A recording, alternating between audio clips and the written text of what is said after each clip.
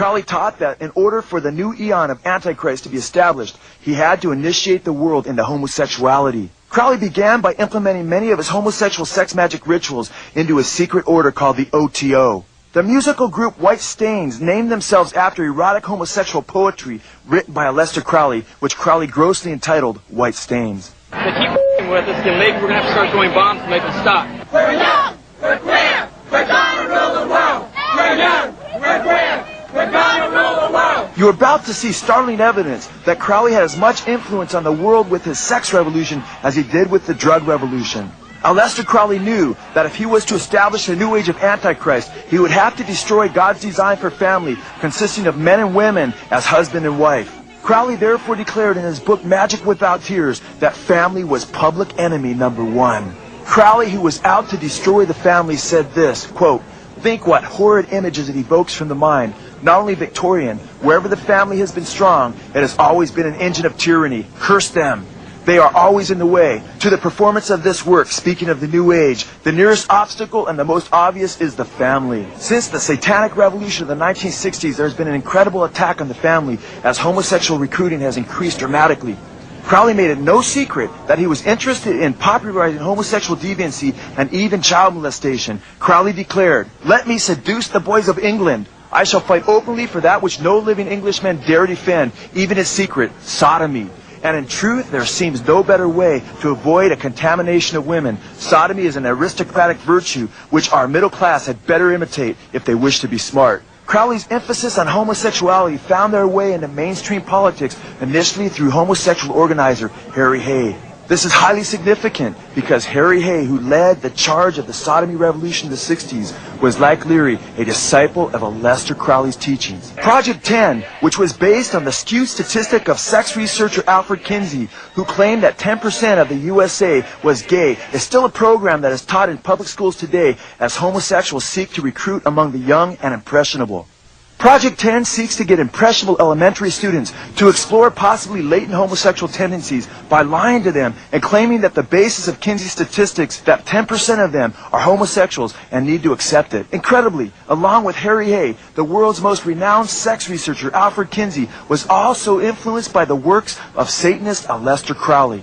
Playboy magazine probably did more than any other publication in the 1960s to popularize the sexual revolution. In fact, Hugh Hefner credited Kinsey and his flawed research in his first issue of Playboy. Incredibly, Robert Anton Wilson, who edited the Playboy Forum throughout much of the hippie movement, has admitted to practicing Crowley's magic and reading all of his available works.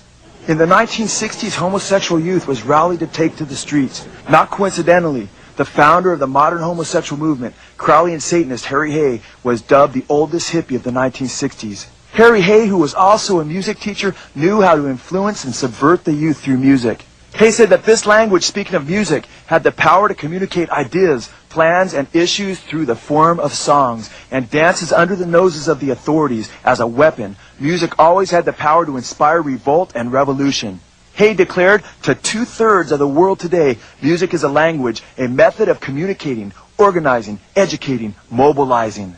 Crowley's most effective tools for transformation, though, were not Timothy Leary, Harry Hay, Kinsey, or Robert Anton Wilson. Best-selling author Albert Goldman declared that popular music of the 1960s was, quote, "the most important cultural event in the history of America." The 1960s were the perfect time for Satan to introduce his revolution. He had already established his groundwork through men like Harry Hay and Kinsey and Timothy Leary. Both Kennedy and Martin Luther King were shot dead, and the environment was ripe for revolution as the baby boomer generation was living in a spiritual vacuum. Elvis Presley, like no other artist before or after him, had an uncanny effect on millions of his fans. He said he had no control over the way his body responded to music, and described the transformation that took place with him on stage as though he were being possessed by some, quote, surge of electricity. Steve Dunleavy, author of Elvis What Happened, stated Elvis Presley was straddling the microphone in the most suggestive of manners, his groin gyrating inches from the upright stand, and he was shaking in convulsive movements as if possessed by an alien spirit. When he sang loudly, he commanded his worshippers. Later in life, Elvis would acknowledge that the strange powers that he'd wielded over his audiences were occultic powers that he'd received from the spirit world. Elvis, as a child, believed that he was being guided by the voice of his brother Jesse, who had died at birth, but later admitted that he was being used by a hierarchy of spirit beings. His close friend Larry Geller wrote that Elvis believed that he was working under the aegis of these masters, that they had helped him. Elvis admitted, "I always felt an unseen hand behind me. I heard that same voice and thought it was my brother. That's what I thought. I heard this guidance, guiding me all my life. That's why I'm here and why I'm doing this. This didn't just happen. This wasn't mere happenstance." Author Gary Herman stated that Elvis, quote, recognized the devil's part in his success. My middle name is misery.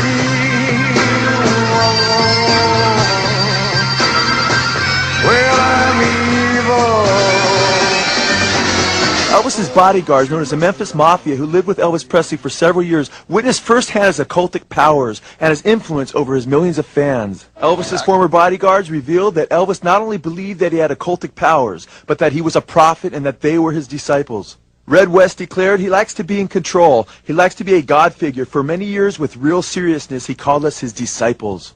Red West declared with conviction that Elvis possessed some kind of special powers, something like psychic powers, he said. Elvis proved it to me again and again. Sonny West, the cousin of Red West, was also considered a disciple by Elvis. Sonny tells about Elvis's amazing occultic powers. Sonny West admitted he genuinely believes that he is a prophet and we were his disciples. He certainly had a power over us. He certainly had control over me. I admit it. I mean, he had me going where I was making telephone calls about getting Mike Stone hit. I am no killer. Elvis actually had plotted to murder a number of people. Sonny West tells how Elvis sought to use his occultic powers to manipulate him to murder Mike Stone. There is no room in this city for the vulgar performances of Elvis Presley. It's shocking. I watched him gyrate his legs and swivel his hips. And our parent-teachers group feels he should not be on television. You ain't nothing but a hound dog, the crying all the time. Rock and roll has got to go. And go it does at KWK. We're all through playing rock and roll records. This week is record-breaking week here at KWK. And after this week, no more rock and roll will be played on the air. Now, ladies and gentlemen, So great was the concern regarding rock music's propensity to propagate both violence and sexual deviancy that Elvis Presley was shot from the waist up on his second Ed Sullivan appearance.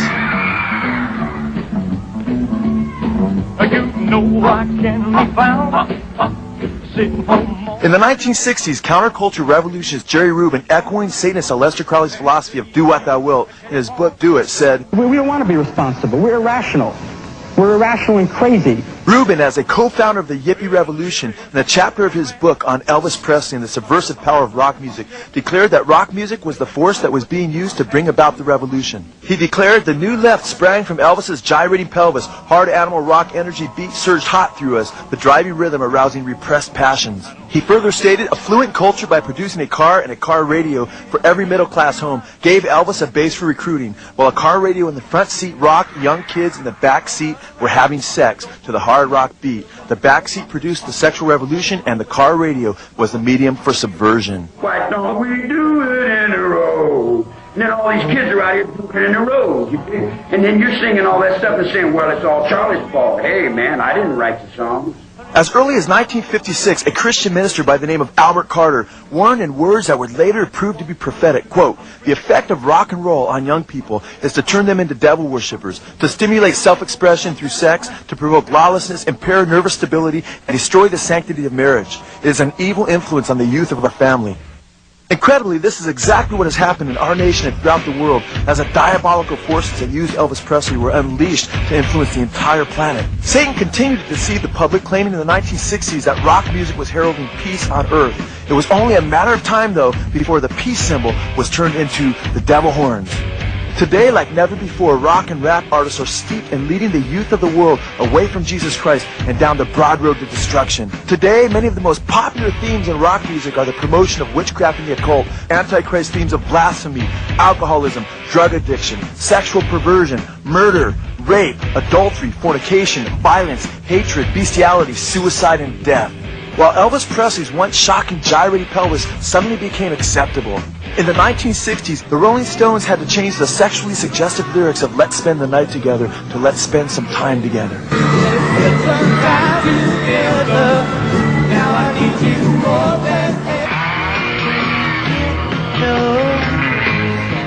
In 1965, the Rolling Stones would perform Satisfaction, which was loaded with sexual innuendo. Mick Jagger would later admit that if it had come a little bit earlier, he would have had to tone it down so that it would be accepted by the masses. And in Satisfaction, the whole thing was I just wrote where it was I felt. If it had been maybe earlier on, I would have toned it all down. So jaded has our world become that after the turn of the century, even the teeny bopper music makes Elvis look tame by way of comparison. Today, much of the music that is called innocent and is used to target the little children is way more pornographic than anything Elvis had to bring to the table.